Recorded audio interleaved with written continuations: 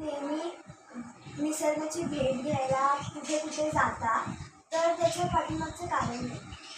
कारण आता पावसाचा सीझन सुरू झालेला आहे आणि या पावसामध्ये वर्षासह बरेच जण त्याचा आनंद घेण्यासाठी वॉटरफॉल, धबधबे जे असतात, नद्या असतात या ठिकाणी जातात. आणि काही जण जे आहेत ती रिसॉर्टमध्ये जातात. पण रिसॉर्टमधलं मला एक आवडत नाही, कारण त्या पाण्यामध्ये क्लोरीनची मात्रा जास्त असते. या क्लोरीनच्या पाण्यामुळे आपल्या त्वचेला जो काही संसर्ग होतो किंवा तुम्हाला पण अनुभव असेल की आपली त्वचा जी आहे ती क्लोरीनच्या पाण्यामध्ये काळवट होते. काही वेळेला आपले केससुद्धा जातात. बरोबर आहे की नाही? म्हणजे हे रिसॉर्टचं पाणी जे आहे, जे क्लोरीनचं पाणी, कारण तिकडे जे क्लोरीन टाकलेलं असतं, जो टाकणारा मनुष्य असतो तो काही त्या ठिकाणी फार्मास्युटिकल इंजिनियर नसतो, ती क्लोरीन टाकायला पाहिजे. त्याच्यामुळे मी शक्यतो त्या रिसॉर्टच्या इकडे जाणं टाळतो.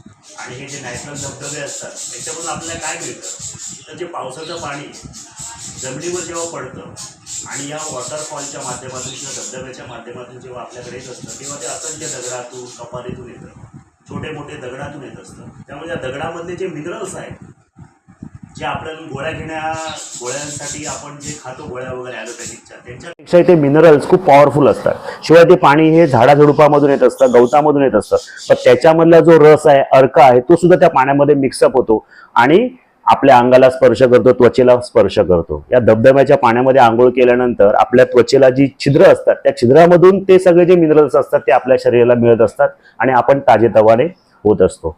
काही वेळेला घटना आपण बघतो की व्हॉट्सअपच्या माध्यमातून एक मध्ये आलेली अमिबा ही एक पेशीय जो सजीव आहे, हा एका मुलाच्या नाकामधून आतमध्ये गेला आणि त्याला श्वसनाचा आजार झाला आणि त्याच्यामुळे त्याचा मृत्यू झाला. हे कुठे घडतं, तर जिकडे साचलेलं पाणी असतं अशा ठिकाणीच हे अमिबा किंवा जे स्पायरोगायरा असे सजीव राहू शकतात.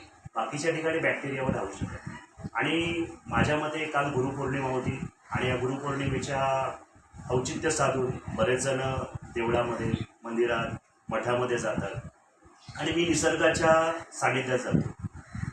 बाकी जे व्यक्ती असतात त्या गुरु असतात, आपले आई वडील असतात, काही आपण साधू संत, काही देवाची मंदिरं असतात, त्याच्यामध्ये आपले गुरु असतात. पण निसर्ग हा सर्वात मोठा गुरु असतो, कारण त्याच्यामध्ये अनेक चमत्कार घडलेले असतात. तर कालच आम्ही जेव्हा दहेरी या गावामध्ये गेलो तेव्हा हे कंटोले आम्हाला तिथे मिळाले आणि या कंटोल्यामधून बघा, आता एक सकाळी एक कंटोले फुटलं आणि त्याच्यामधून ह्या बिया, त्याच्या लाल बिया बाहेर आलेल्या दिसतात आणि पुन्हा या बियामधून फूल तयार झाले.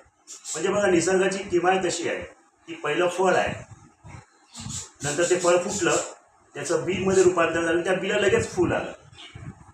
म्हणजे झाड न येता किंवा वनस्पतीमध्ये रूपांतर न येता त्याचं फुलामध्ये रूपांतर. आणि कंटोल्याची भाजी ही खूप इम्युनिटी आपली वाढवण्यासाठी असते, त्यामुळे पावसाळ्यामध्येही आपण भाजी खाल्ली पाहिजे. दुसरा एक निसर्गाचा अद्भुत असा चमत्कार आहे बघा, जास्वंदीचं फूल. साधारणपणे फूल जे असतं ते एकच असतं, पण या फुलाचा जो मधला पूकेसर आहे, त्या पूकेसर पुन्हा दुसरं फुल आलेलं आहे.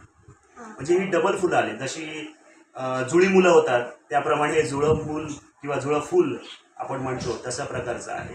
आणि असे निसर्गामध्ये भरपूर चमत्कार असतात. ते जर आपल्याला अनुभवायचे असतील तर निसर्गाच्या सानिध्यामध्ये आपण गेलं पाहिजे. आणि या गुरुपौर्णिमेच्या निमित्ताने मी तुम्हाला सांगू इच्छितो की निसर्ग हा सर्वात मोठा गुरु असतो. फक्त तो अबोल आहे. त्याची जी काही सांगण्याची इच्छा असते ती आपल्याला समजली पाहिजे आणि त्यासाठी थोडासा अभ्यास आपण करणे गरजेचं असतं. धन्यवाद.